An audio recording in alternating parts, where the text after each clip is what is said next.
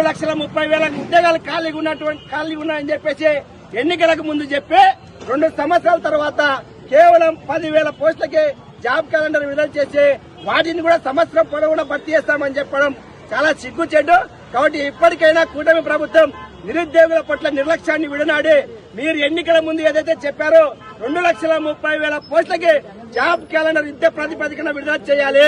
దాంతో పాటుగా నిరుద్యోగ వృత్తికి కూడా నిధులు వెంటనే కేటాయించి నిరుద్యోగ వృత్తి ప్రతి నిరుద్యోగికి నెలకు 3,000 రూపాయలు హామీని వెంటనే అమలు చేయాలి.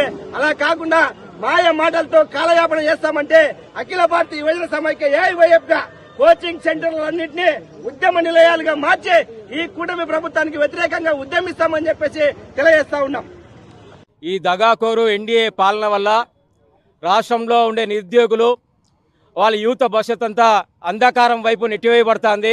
ఉద్యోగ సమస్యలు పరిష్కరిస్తామని, ఏటా 4 లక్షల ఉద్యోగాలు కల్పిస్తామని, నిరుద్యోగ వృత్తి 3,000 ఇస్తామని, ప్రభుత్వ శాఖల్లో పరిపూర్ణమైన భర్తీలు చేస్తామని చెప్పారు. ఈరోజు 2 సంవత్సరాల కాలం పైబడి కలుస్తా ఉంది.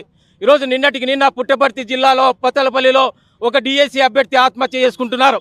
ఈ ఆత్మహత్యలు కంటికి కనపడడం లేదా అనేసి ఎన్డీఏ ప్రభుత్వాన్ని సూటిగా ప్రశ్నిస్తా ఉన్నాం. మీ పాలనలో నిరుద్యోగులంతా కూడా రోడ్డును పడతా ఉన్నారు. ఈ 10 సంవత్సరాల పైబడి నిరుద్యోగ సమస్యలు రాష్ట్రంలో ఉన్నది. మీరు నిరుద్యోగులు సమస్యలు పరిష్కరిస్తామని ఓట్లు దండుకొని ఈరోజు నిరుద్యోగులను నిర్లక్ష్యం చేసే విధంగా ఉగాదికి తీపి కబురు పేరుతో 10,060తో నోటిఫికేషన్ విడుదల చేయడం నిరుద్యోగులు తీవ్రంగా అన్యాయం చేస్తామని అఖిల భారతీయ యువజన సమైక్యగా తీవ్రంగా మేము విమర్శిస్తా ఉన్నాం. రాబోయే కాలంలో పెద్ద ఎత్తున నిరుద్యోగ సమస్యలు పరిష్కరించేందుకు రాష్ట్ర వ్యాప్త ఉద్యమాలని క్యాంపస్ ముప్పెట్టి కూడా పిలుపునివ్వబోతున్నాం. కాబట్టి మిస్టర్ నారా లోకేష్ ఇప్పటికైనా మీ ప్రవర్తన మానుకోండి. నిరుద్యోగ వృత్తి 3,000 రూపాయలు తక్షణమే భర్తీ చేసే విధంగా మీరు తీసుకోవాలి చర్యలు. లేకపోతే పెద్ద ఎత్తున మీ నిరసన తగులుతుంది. మీ క్యాంపస్ ముట్టడి కూడా అఖిల భారతీయ యువజన సమైక్య ఆధ్వర్యంలో మేము పిలుపునివ్వబోతా ఉన్నాం. పెద్ద ఎత్తున నిరుద్యోగుల్లో ఇప్పటికే తీవ్రత పెరిగిపోయింది. మీ మీద అసంతృప్తి పెరిగిపోయింది. మీరే చొక్కా పట్టుకొని అడగమన్నారు.